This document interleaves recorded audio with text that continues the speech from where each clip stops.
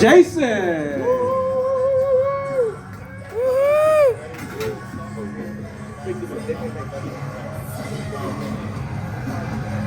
Hello, everybody. Yes, my parents unfortunately named me Jason. I honestly, on my driver's license, was born on Friday the 13th. Yes, I really was. I share my birthday on August with Alfred Hitchcock and Fidel Castro. I don't know where that's Two going. role but models. Let's go. Right. It's kind of scary and kind of, I don't even know, a little contradictory all at the same time. But the other night I got on stage, and it's one of the first times I've been on stage in a minute, and I've never really been heckled before, and figured the first time I get heckled would at least be by a drunk guy, something like that.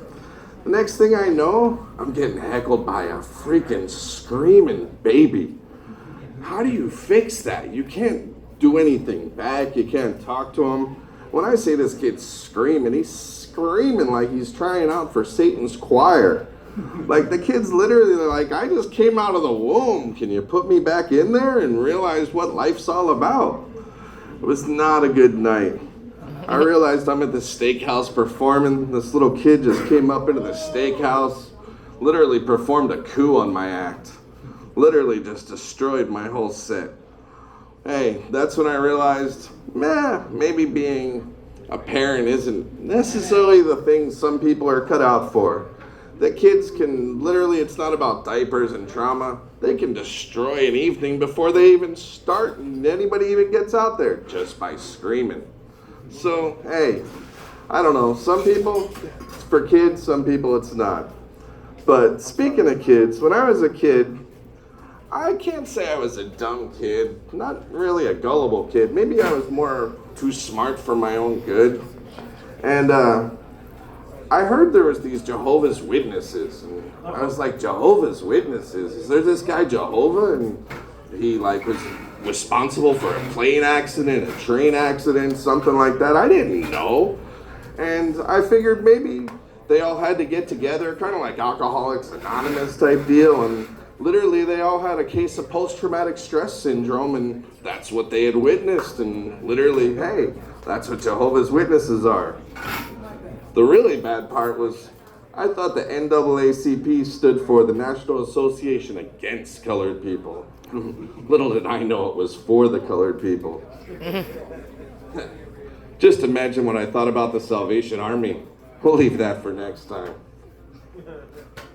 But yeah, as a kid growing up, I was about 16, 17, something like that, and I decided to tell my dad that I was a stoner. Now, I didn't do this as like an adult, because hey, I was 16, 17 years old.